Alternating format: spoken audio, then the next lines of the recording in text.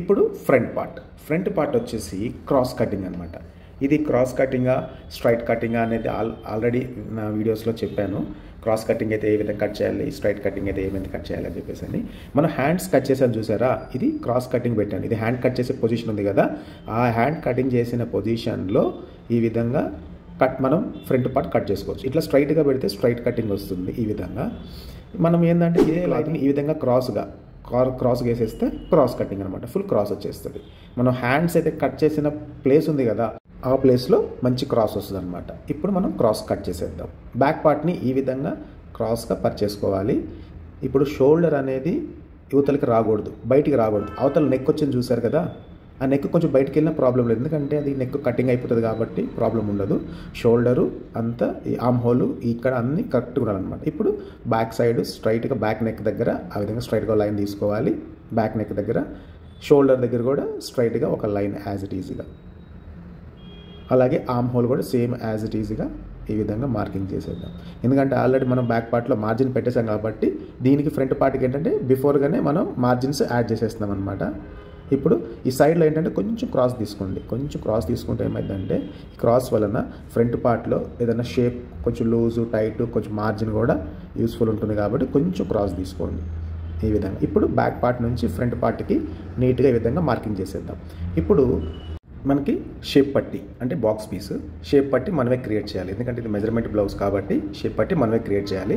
Shape పట్టి మనకి first 3 ఇంచెస్కి ఈ విధంగా మార్కింగ్ చేయండి. 3 ఇంచెస్కి నడుం దగ్గర కింద మార్జిన్ వదిలేసుకొని లైన్ తీసుకున్నాం కదా, ఆ మార్జిన్ దగ్గర నుంచి 3 ఇంచెస్కి మార్కింగ్ చేయండి. నడుం దగ్గర నుంచి, నడుం నేను మార్కింగ్ వేసాను కదా, ఒక 1/2 ఇంచ్ మార్జిన్ వదులుకొని అక్కడ నుంచి 3 ఇంచెస్కి మార్కింగ్ చేసేయాలి, అంటే వితౌట్ మార్జిన్ అనమాట. ఇప్పుడు నేను ఎక్స్ట్రా ఒక మార్క్ చేశాను కదా, అదేంటి మార్జిన్లోకి, అంటే మన స్టిచ్చింగ్లోకి ఎక్స్ట్రా పెట్టాను. ఇప్పుడు ఆ ఎక్స్ట్రా మార్జిన్ కోసం పెట్టాను చూసారా సెకండ్ టిక్, ఆ టిక్ని అడుగున ఈ విధంగా మార్క్ చేయండి. ఈ విధంగా ఏది మన ఫ్రంట్ పార్ట్ కోసం క్లాత్ ఉంది కదా, ఆ ఫ్రంట్ పార్ట్కి మార్జిన్. ఇప్పుడు బ్యాక్ పార్ట్తో పని లేదనమాట, కంప్లీట్గా ఫ్రంట్ పార్ట్ మనకు వచ్చేస్తుంది కంప్లీట్గా. ఏంటంటే నెక్ దగ్గర కొంచెం వీల్ మార్క్ ఉంటే కనుక వీల్ మార్కర్తో ఈ విధంగా మార్క్ చేసేయండి, ఎందుకంటే మనం ఎంత షోల్డర్ సైజు ఉంచామో మార్జిన్ ఎంత పెట్టుకున్నాం అనేది మనకు ఐడియా కోసం ఈ విధంగా గుర్తు వచ్చేస్తుంది కదా. సో మనకి ఇంకా బ్యాక్ పార్ట్తో పని లేదు, బ్యాక్ పార్ట్ ప్రకారంగా ఫ్రంట్కి కంప్లీట్గా మార్కింగ్ చేసేసాం కాబట్టి బ్యాక్ పార్ట్ తీసేసేయండి. ఇప్పుడు మన టాపిక్ ఏంటి, అప్పర్ చెస్ట్ 41, మెయిన్ చెస్ట్ 43, అదే కదా మన topic. Upper chest 41, main chest 43. ఇప్పుడు 41కి 41 ఎగ్జాక్ట్గా మార్కింగ్ చేసేసాం, అవునా. అయితే ఇప్పుడు మెయిన్ చెస్ట్ వచ్చి 43.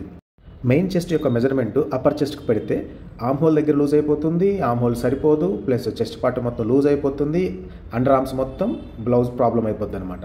అందుకోసమని మెయిన్ చెస్ట్ ఇది మెయిన్ చెస్ట్, అప్పర్ చెస్ట్ ఇది అప్పర్ చెస్ట్కి మనం మెజర్మెంట్ అనేది యాడ్ చేస్తున్నాము. ఈ టైప్ ఆఫ్ మెజర్మెంట్ ప్రకారంగా ఫ్రంట్ పార్ట్ అనేది ఏ విధంగా కట్ చేయొచ్చు అనేది మన టాపిక్ అనమాట. ఇప్పుడు ఫ్రంట్ డాట్, ఫస్ట్ మనం ఫ్రంట్ పార్ట్కి మెయిన్ డాట్ వస్తుంది కదా, ఆ డాట్ మెజర్మెంట్ అనేది మనం మార్కింగ్ చేసేద్దాం. ఫ్రంట్ డాట్ వచ్చేసి 10.5. ఈ 10.5కి మనం ఎక్కడైతే షోల్డర్ మార్జిన్కి మార్కింగ్ చేసుకున్నామో ఒరిజినల్ మార్కింగ్, అక్కడ నుంచి 10.5కి ఒక మార్కింగ్ చేసేసి రిమైనింగ్ వచ్చేసరికల్లా 4 ఇంచెస్ యాడ్ చేయండి, అంటే టోటల్గా 14 ఇంచెస్ అనమాట. మెయిన్ పాయింట్కి ఏమో 10.5 ప్లస్ కింది పార్ట్ అంటే పాయింట్ నుంచి కింది వరకు 4 ఇంచెస్ అన్నట్టు. కంప్లీట్గా మెయిన్ పాయింట్ 14 ఇంచెస్ అనమాట. షోల్డర్ నుంచి పాయింట్ దగ్గరికి 10.5 నుంచి ఆ పాయింట్ దగ్గర నుంచి కిందికి 4 ఇంచెస్. ఇది టోటల్గా 14 ఇంచెస్ మార్కింగ్ ప్రకారంగా, ఎందుకంటే మనం బాడీ కొలతతో తీసుకున్నాం కాబట్టి ఆ కొలత ప్రకారంగా మనం చెక్ చేసుకొని దాని ప్రకారం మనం మార్కింగ్ చేసేద్దాం. ఇప్పుడు ఆ పాయింట్స్ మనం ఎక్కడైతే మార్కింగ్ చేసామో ఆ మార్కింగ్ ప్రకారంగా స్ట్రైట్ ఉండాలి. చూడండి ఈ లైన్, నేను ఈ లైన్ మార్క్ చేస్తాను కదా, ఈ లైన్ అనేది కంపల్సరీగా స్ట్రైట్ ఉండాలి. 2 లైన్స్ ఎగ్జాక్ట్గా స్ట్రైట్ ఉండాలన్నమాట, వంకర ఉండొద్దు. ఇప్పుడు మన టాపిక్లోకి వద్దాం. మిడిల్ చెస్ట్ వచ్చి 43, ఓకే. అప్పర్ చెస్ట్ వచ్చి 41. ఆల్రెడీ మనం 41కి మార్కింగ్ చేసేసాము. ఇప్పుడు 43కి మనం ఇంక్రీజ్ చేయాలన్నమాట. సో ఇప్పుడు మనం 43కి ఇంక్రీజ్ చేద్దాము. ఇప్పుడు ఫస్ట్ మనం అండర్ ఆర్మ్ దగ్గర టిక్ చేసాం కదా, అక్కడ నుంచి స్కేల్తో ఈ విధంగా స్ట్రైట్గా ఒక లైన్ గీయండి.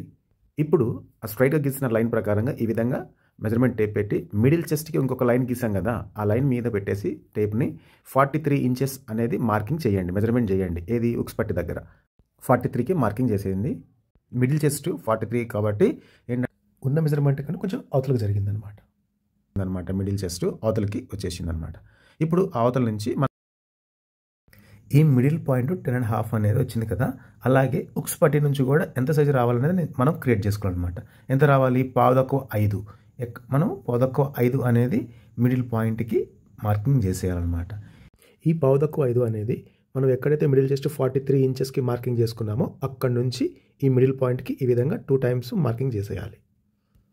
మిడిల్ చెస్ట్ 43కి ఎక్కడైతే మనం టిక్ చేసామో ఆ విధంగా ఒక స్ట్రైట్గా లైన్ తీసుకోవాలి ఎక్స్ట్రా. ఎందుకంటే అవతల జరిగింది కాబట్టి ఆ లైన్ ప్రకారంగానే మనం ఈ మిడిల్ పాయింట్ అనేది మెజర్ చేసి క్రియేట్ చేయాలన్నమాట. నెక్స్ట్ డాట్ సైజ్ మనం ఏంటంటే 1.5 ఇంచ్ అనేది మార్కింగ్ చేసుకోవాలి. ఈ 1.5 ఇంచ్ అనేది 2 టైమ్స్ అనమాట. ఈ విధంగా 2 టైమ్స్ మార్కింగ్ చేసేసుకొని ఎక్కడైతే మనం బాక్స్ పీస్కి మార్కింగ్ చేసామో అక్కడ నుంచి డాట్ సైజ్ మార్కింగ్ దగ్గర నుంచి ఈ విధంగా కొంచెం స్పేస్, ఎందుకంటే సైడ్ డాట్ కూడా రావాలి కాబట్టి ఆ డాట్ కోసం కొంచెం ఎక్స్ట్రా మార్జిన్ వదులుకొని ఈ విధంగా లైన్ తీసుకోవాలి. క్రాస్ బెల్ట్ అనేది నడు సైడు మనము 3 ఇంచెస్కి యాడ్ చేసుకున్నాం కదా, ఉక్సు పట్టి దగ్గర ఏంటంటే 3.5కి యాడ్ చేసుకోవాలన్నమాట. అంటే ఒక 1/2 ఇంచ్ అనేది పెంచుకోవాలి. ఇప్పుడు ట్రయాంగిల్గా ఈ విధంగా ఫ్రంట్ డాట్కి పాయింట్ నుంచి డాట్కి ఈ విధంగా మార్కింగ్ చేసేయండి. చేసాం కదా. ఇప్పుడు నెక్ వచ్చేసరికి 9 ఇంచెస్ ఉందన్నమాట. ఫ్రంట్ నెక్ వచ్చి 9 ఇంచెస్కి మార్కింగ్ చేసేద్దాం ఫ్రంట్ నెక్. ఈ విధంగా ఈ మార్కింగ్ అనేది ఏంటంటే ఫస్ట్ మనం బ్యాక్ పార్ట్ పెట్టుకొని స్ట్రైట్ లైన్ తీసుకున్నాం చూసారా, అక్కడికి ఆ లైన్కి మార్కింగ్ చేయాలి. చూడండి, నేను సేమ్ అదే లైన్కి మార్కింగ్ చేశాను. మిడిల్ చెస్ట్ పెరిగింది చూసారా, ఆ లైన్కి మార్కింగ్ చేయలేదు. బ్యాక్ పార్ట్కి ఏదైతే లైన్ మనం డ్రా చేసామో ఆ లైన్ నుంచి మనం నెక్ అనేది క్రియేట్ చేసుకోవాలి. ఈ విధంగా రౌండ్ నెక్ చూసారు కదా. ఇప్పుడు నేను ఆ నెక్ దగ్గర నుంచి నేను ఎక్స్ట్రా 43 ఇంచ్కి మార్జిన్ చేశాను కదా, అక్కడ నుంచి కొంచెం క్రాస్గా అవతలకి లైన్ తీసుకోవాలి. ఎందుకు మనకు 43 కావాలి కాబట్టి మనకి మెయిన్ కొంచెం ఏంటంటే మిడిల్ చెస్ట్ అనేది ఈ లైన్ నుంచి మనం మెజర్మెంట్ చేసుకుంటూ ఈ లైన్ నుంచి ఉక్స్ పట్టి దాకా 43 ఇంచెస్ రావాలి కాబట్టి 43 ఇంచెస్కి మనం మార్కింగ్ చేసుకున్నాం కాబట్టి నెక్ దగ్గర నుంచి కొంచెం క్రాస్ అనమాట అటు ఉక్స్ పట్టి దగ్గర అవతలకి జరిగింది. ఇది మెయిన్ మనకి అప్పర్ చెస్ట్కి మెయిన్ చెస్ట్కి డిఫరెన్సెస్కి ఏ విధంగా అయితే మార్కింగ్ చేశామో ఈ విధంగా మీరు చూసారు కదా. మీకు అర్థమైంది అనుకుంటున్నాను నేను. ఈ టాపిక్ ఇక్కడ మార్జిన్ ఉంది, ఇక్కడ మార్జిన్ ఉంది, ఇక్కడ మార్జిన్ ఉంది. నెక్ దగ్గర మాత్రం మనం మార్జిన్ పెట్టుకొని కట్ చేసుకోవాలి అంతే. మిగతాదంతా మార్జిన్తో ఉంది. ఇప్పుడు మనం ఫ్రంట్ పార్ట్ అనేది కట్ చేసేద్దాం యాజ్ ఈజీగా. ఇంకొకటి ఏంటంటే మనం ఆర్మ్ కట్ చేసేటప్పుడు ఫ్రంట్ పార్ట్లో హ్యాండ్కి ఎంతైతే లోతు తీసామో ఫ్రంట్ పార్ట్ కూడా సేమ్ యాజ్ ఈజ్గా అదే 1/2 ఇంచ్ లోతు తీయాలన్నమాట. ఈ విధంగా మార్కింగ్ ప్రకారంగా నీట్గా కట్ చేసేసేయండి. ఫ్రంట్ పార్ట్ మనం మార్కింగ్ చేసిన ప్రకారంగా నీట్గా కట్ చేసుకుంటే అంత నీట్గా ఫ్రంట్ పార్ట్ మనం ఏదైతే మెజర్మెంట్ ప్రకారంగా చేసామో దాని ప్రకారంగా కటింగ్ అనేది చేసేద్దాం. ఎందుకంటే నేను కొంచెం డిఫరెంట్గా ఒక్కోసారి కట్ చేస్తూ ఉంటాను. ఎందుకంటే కటింగ్ దగ్గర మనం ఈ క్లాత్ పరిచిన తర్వాత క్లాత్ అనేది మనం వేస్ట్గా కటింగ్ చేయకోకుండా యూస్ఫుల్గా, ఎందుకంటే రిమైనింగ్ క్లాత్ అనేది మనకి యూస్ఫుల్ ఉండాలి. ఎందుకంటే దాంతో బాక్స్ పీసెస్కి, నెక్కి, నడుం పట్టీకి, ఉక్స్ పట్టి, కాజా పట్టి ఇవన్నీ చాలా ఉంటాయి కాబట్టి మనం ఎక్స్ట్రా క్లాత్ అనేది వేస్ట్గా కట్ చేయకుండా కొంచెం ఏంటంటే డిఫరెంట్గా మనం మార్కింగ్ ప్రకారంగానే కట్ చేసుకుంటే రిమైనింగ్ క్లాత్ అనేది మనకి చాలా యూస్ఫుల్ ఉంటుంది అన్నమాట. ఫ్రంట్ పార్ట్ అనేది ఈ విధంగా నేను చెప్పిన విధంగా మీరు ఫ్రంట్ పార్ట్ అనేది మీరు ప్రాక్టీస్ చేయండి, ఒకసారి ట్రై చేయండి.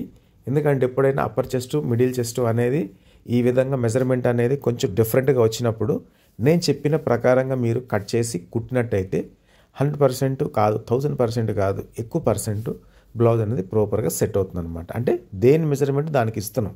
అంతేగాని అప్పర్ చెస్ట్ ఎక్కువ ఉండింది, తక్కువ ఉండింది, మెయిన్ చెస్ట్ ఎక్కువ ఉండింది అని చెప్పేసి అని వచ్చి ఇప్పుడు మెయిన్ చెస్ట్ తీసుకొచ్చి అప్పర్ చెస్ట్ దగ్గర పెడితే ఏమైందంటే బ్లౌజ్ అనేది చెడిపోద్ది అనమాట. అందుకోసమే దేని మార్కింగ్ దానికి చేసేస్తే బ్లౌజ్ అనేది ప్రాపర్గా సెట్ అవుతుంది. చూసారు కదా. సో ఇది ఫ్రంట్ పార్ట్ యొక్క స్టోరీ.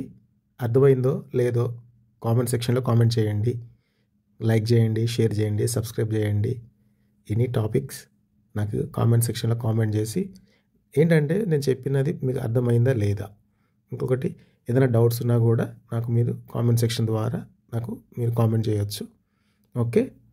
మిగతా రిమైనింగ్ ఫ్రంట్ పార్ట్ అనేది ఇంక యాజ్ ఇట్ ఈజే.